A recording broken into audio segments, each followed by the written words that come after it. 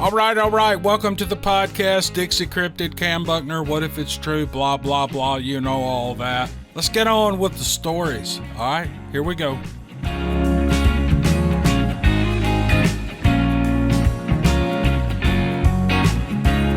The person who sent me this email, I don't know their name. Well, I do know their name, but they didn't give me permission to say it. So blah, blah, blah. You know the story. But this event takes place in Central America. I think you're going to find this interesting. I was born to a large family in Costa Rica in 1971. Back then, it was still a very rural and remote place to live, and there were no main roads, and farmers were still breaking into the jungle using hand tools and farm animals, and my playmates were all of my brothers and sisters, mainly sisters, and many cousins.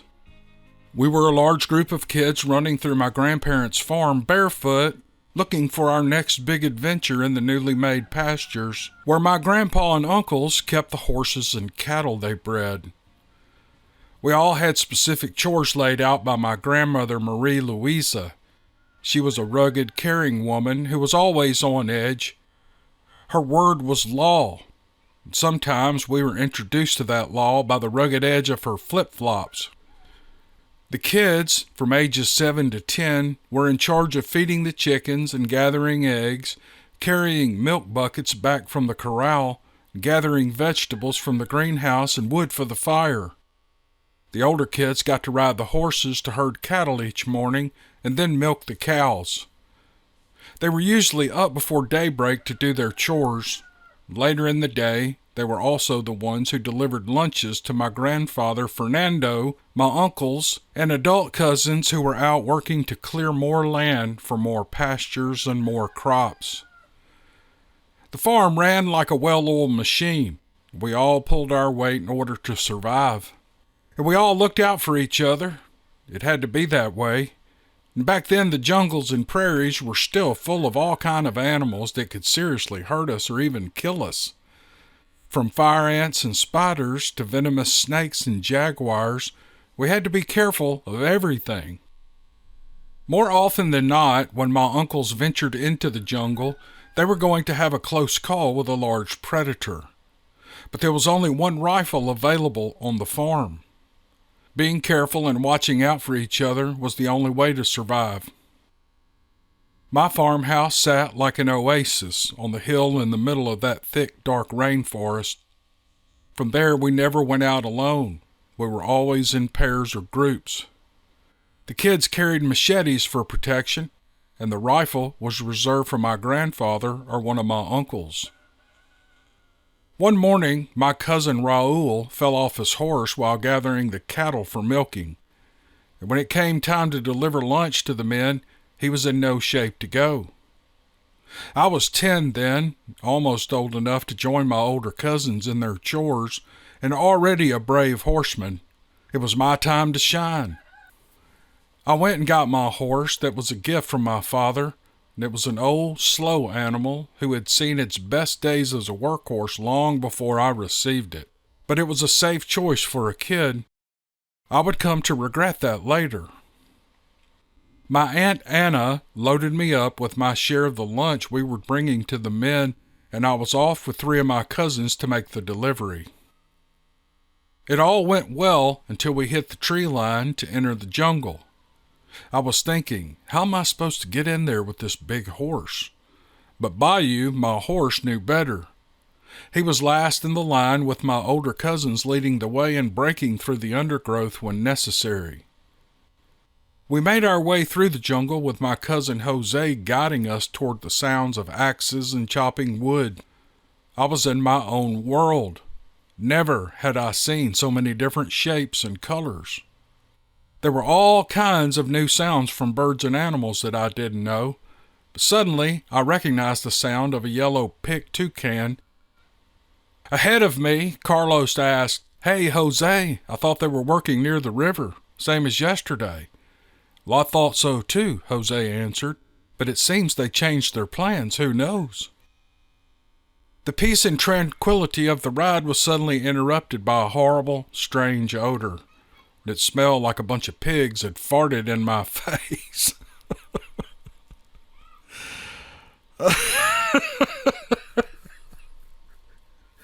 Okay. At first, I thought it was one. At first, I thought it was one of the horses. Oh, I'm sorry, y'all.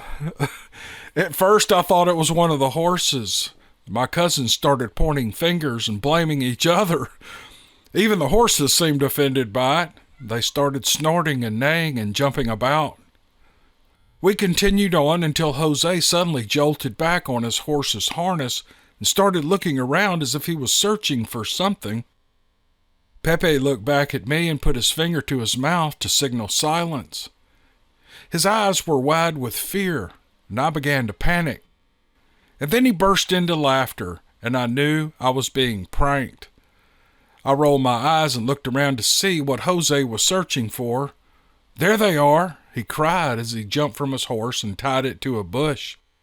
And then he ran over and grabbed a set of vines. Apparently, it was time to play for a few minutes.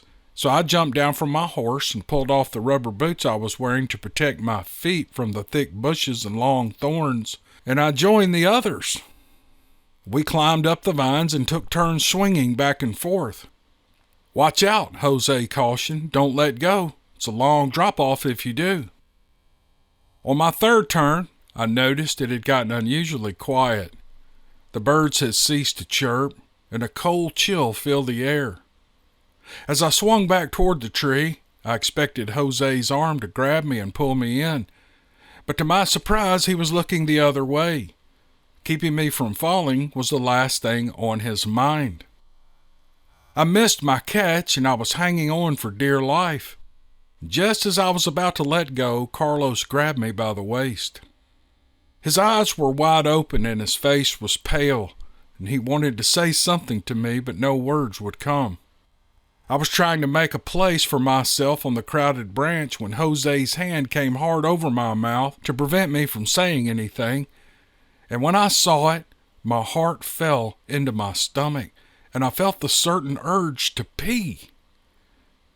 100 meters from us, sitting hunched over on a tree base, was something big and hairy. At first, I thought I was looking at some kind of big anteater. There are no bears in the tropics of Costa Rica, so that thought never crossed my mind. The creature, whatever it was, stood up in full view of us, and it looked like a man, but it was massive. Below us, Carlos's horse started to get a bit jumpy. He was whinnying and pulling at his harness, and I knew the shit was about to hit the fan, and Pepe was looking for a way to get off the branch. Jose's horse was making its way around the big trunk, and we were all getting ready to jump, but all I could think was, "Oh great, Bayou is an old horse. I'll be the last one out of here." "The Holy Trinity, here comes that thing," Pepe gasped in Spanish. My priorities changed from keeping my balance on the tree branch to jumping down as quickly as possible and running as fast as my legs would carry me. In the next instant, I found myself lying face down on the jungle floor with a mouth full of leaves, and as I got up to dig in and run, I felt a strong tug on my shorts. Then I was face up, and the jungle was spinning around me, and I found myself on the back of Jose's horse. We were cantering out of there at breakneck speed with my cousin doing the best he could to hold on to me. Well, I did not dare to look back to see if it was chasing us. It sounded like a derailing freight train. The lunches, my boots and saddle pads and everything else were not important anymore. We raced through the dense jungle with the bushes hitting me everywhere. A deafening roar reverberated through the rainforest as we pushed our horses onward. I saw one of my cousins pass us in a split second, and at one point I gouged Jose so deeply with my nails that he wore the imprint for several days. I guess I was in survival mode. We burst through the tree line, and we were in the open pasture again, and we pulled up to Pepe and Carlos, who had made it out safely, and they were waiting for us. We were all terrified. Jose kicked his horse back into full gallop, and the others followed, but we didn't stop until we reached a nearby creek where we stopped for a drink of water. My horse, I was crying. What should I do? I couldn't stop crying at the thought of Bayou being eaten by that thing. We took stock of one another, making sure we were all in one piece, and then we continued our ride back to the farmhouse. No one spoke except for me. I kept asking what we were going to say to Granny Louisa when she learned that we hadn't delivered lunch to the men. Finally, Jose slapped me in the head and he said, "You say what happened, and that is all. Now shut up." The rest of the ride home took an eternity, and I couldn't wait to get there, even if it meant being reprimanded by Granny Louisa. After all, we had not only not delivered lunch to the men, we had managed to lose all of our stuff and my horse, Bayou, and he was probably being eaten by a monster in the jungle at the moment. As we neared the house, I saw there was a gathering on the porch, and Granny Louisa stood there with her hands on her hips and an angry expression on her face. Beside her were aunties and cousins with a mix of anger, anxiety, and curiosity on their faces. We dismounted and hung our heads in shame. "What happened?" Granny Louisa asked. Jose, being the oldest, did all the talking for us, and he told her exactly what had happened without leaving out a single detail. He even included how we drifted off for the joyride and the tree vines. "El dueño del monte," I heard one of my aunties mumble.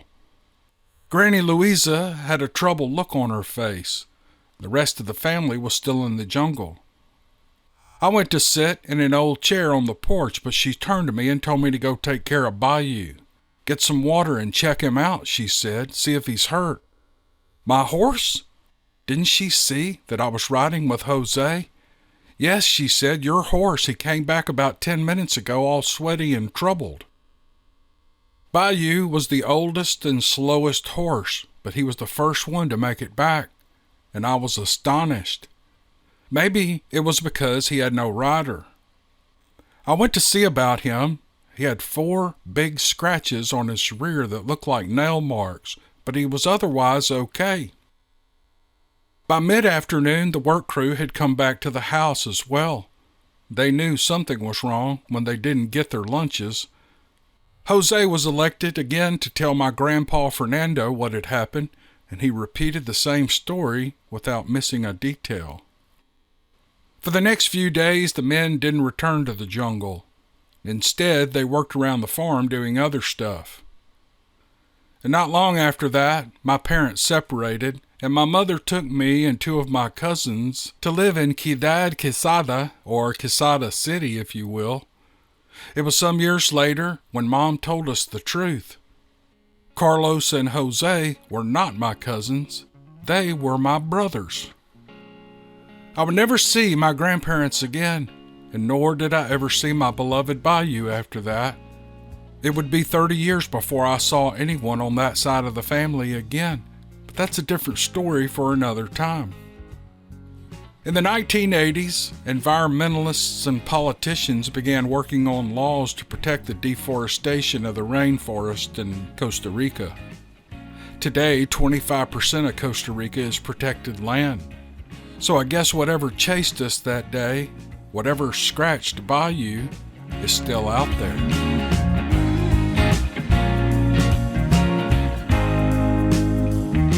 Here's a story from Georgia, just a little bit east of Atlanta. The man said I could use his name, but I don't know what his name is. He didn't sign the email, or maybe I missed it. But this is really good. This is really good. Back in 1974, when my cousin Bobby and I were 17, we were bow hunting white-tailed deer on our deer lease east of Atlanta, Georgia. We had originally decided to sleep in Bobby's car that night, but there was an old abandoned house on the property, so we went inside and put our sleeping bags on the floor, and we went right to sleep. At 3 a.m. I was awakened when one of the brightest lights I've ever seen filled the room. It was coming through the windows from outside. My first thought was that the sheriff's deputy was shining his spotlight on us. Well, I looked over at Bobby's sleeping bag to see if he was awake too, but he wasn't there. He wasn't anywhere inside the room we'd fallen asleep in. Had he gone outside, I thought? I was scared to death we were about to be carted off to jail, so I got up and I went to the window, and out in the yard was a small, round craft like nothing I'd ever seen before. I stood there staring out at it in complete shock, and as I watched, a door opened and 3 little gray creatures came out and started walking toward the house. A 4th one came out and stood on the ramp. The light from the little craft turned nighttime into daylight, so I could clearly see everything that was happening.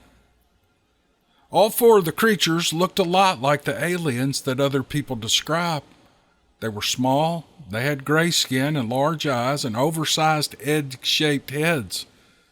And then one of the ones on the ground spoke to me.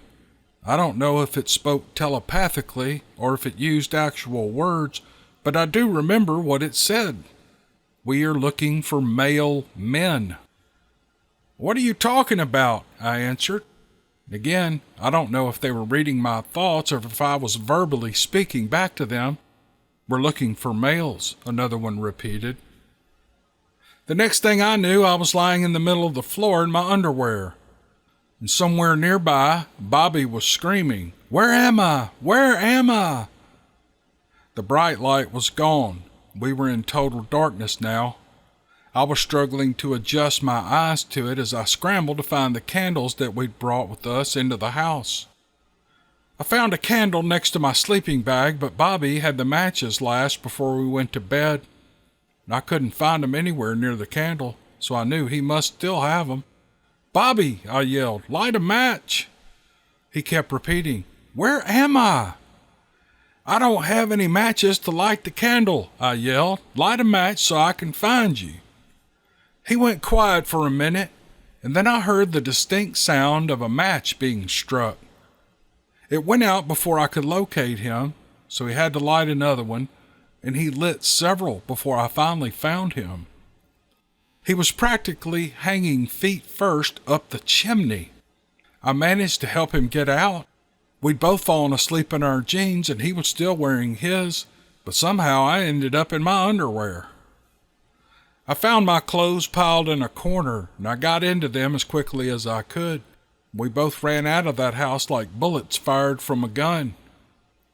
Seconds later, we were in his car and headed toward Interstate 20 to Atlanta. We didn't care that we'd left all our hunting and camping equipment in the house. We just needed to get away from there. We pulled into a rest area and tried to sleep, but I couldn't let myself close my eyes. I was still shaking in fear. And just before daylight, we drove to a Waffle House and we had breakfast. Bobby told me that a demon had dragged him out of his sleeping bag and was trying to drag him up the chimney. I described to him what I saw, and he said it could have been demons. This was 1974. There were 0 E.T. movies out at that time. No one that I knew ever talked about aliens or being abducted. Heck, we had no idea what had just happened to us. We just knew we weren't going back in that house in the dark. It was well after daylight when we went back to the house to retrieve our stuff. Bobby kept watch at the door while I ran inside and threw everything into one sleeping bag, and I ran back out. I tossed it all into the car and we hauled Bud out of there. The next afternoon, we went to the opposite side of the property and we hunted, but we were out of the woods and on our way back home before dark. I was at Bobby's house last week for a few days. He had never talked about this with his girls. 2 of them were there. They were completely shocked when we started telling the story. I don't really talk about it to anyone. A few people that I've told said we must have been stoned. Well, I've never had anything to do with drugs in my life. These days, I don't really care what people think of me. I'm old now and my family believes me, and they're the ones who really matter in the end.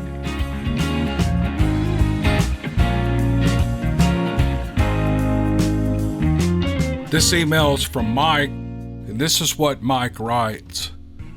In September of 1974, my wife and I were living on a farm west of the small town of Levelland, Texas.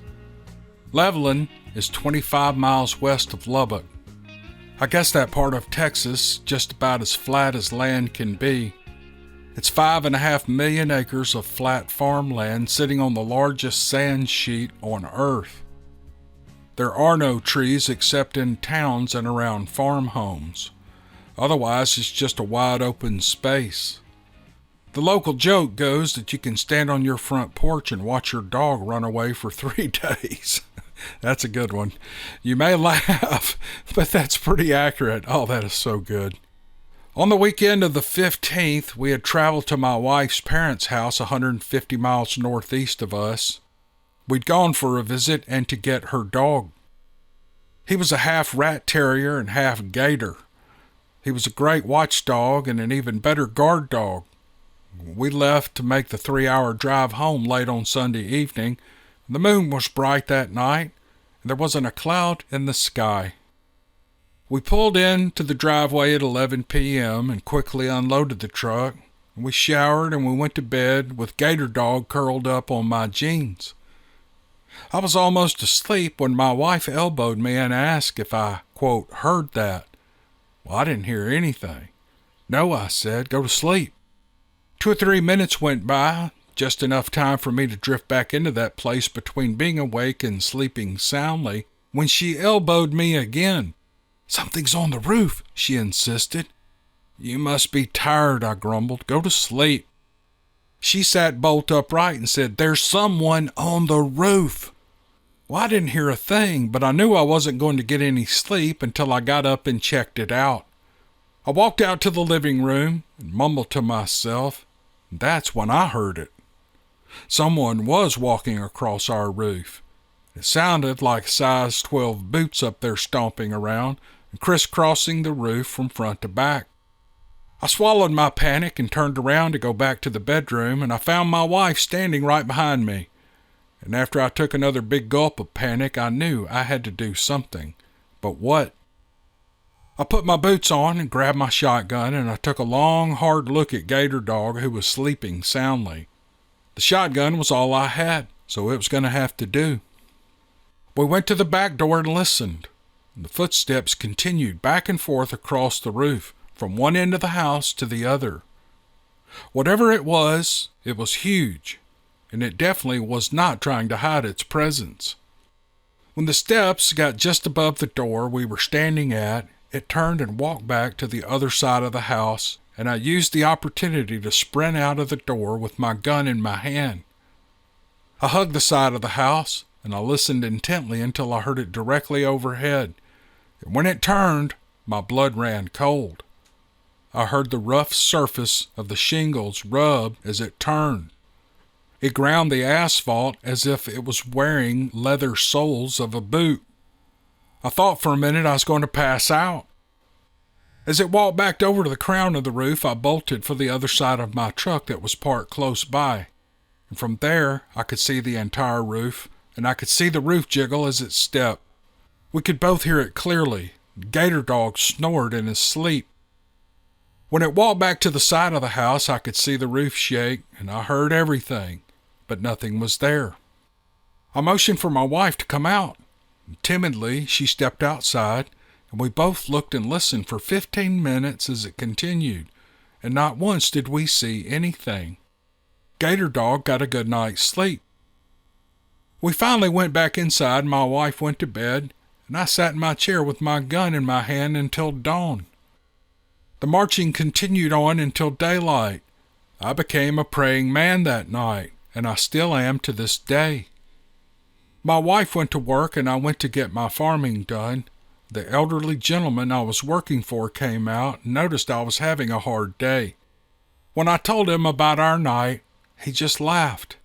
It's still going on, I said, and he laughed again.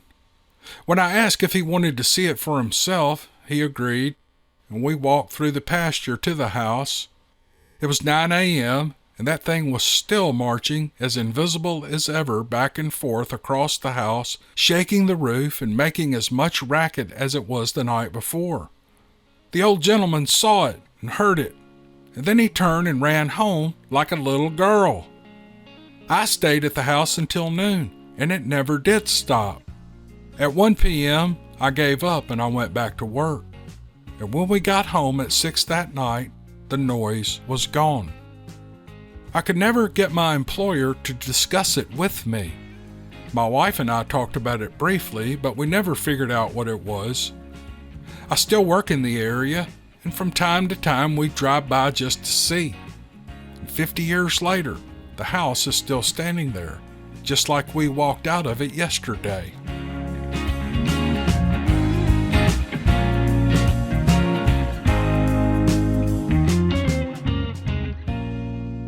All right, we're going to do one more little story for this podcast. This is real interesting. The writer doesn't say whether to use her name, so I won't. She writes, I live on a short 1 mile long road in the Derry Township of Westmoreland County, Pennsylvania. My house sits at the halfway point of the road with a few other neighbors dotted here and there along the way. My backyard butts up to a large pond and an open field.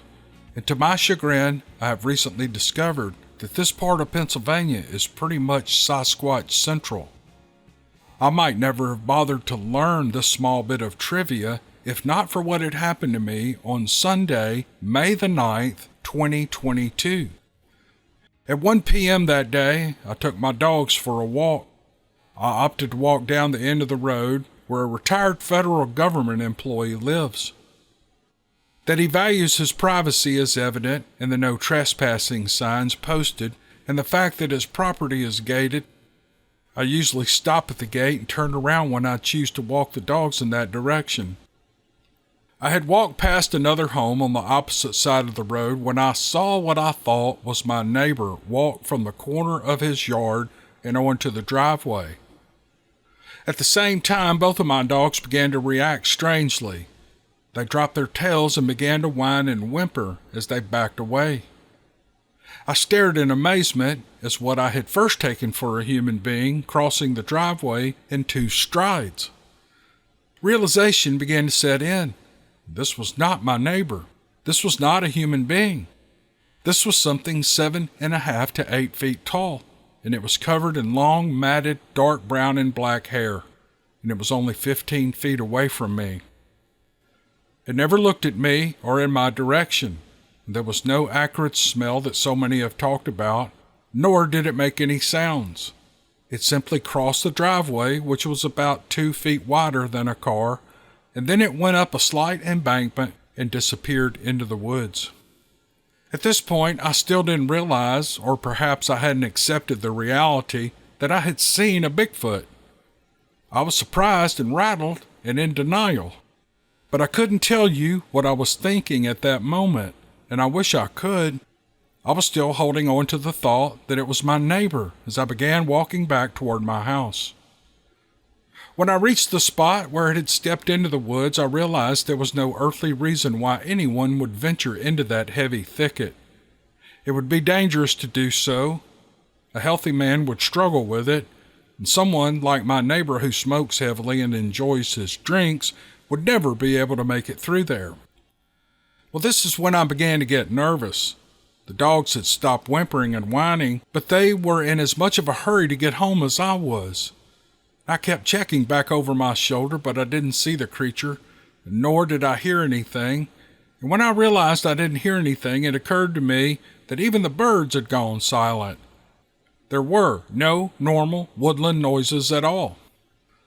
A few days later, I was able to have a conversation with the man who owns the property, and I began by saying, "So I saw something while I was on a walk the other day."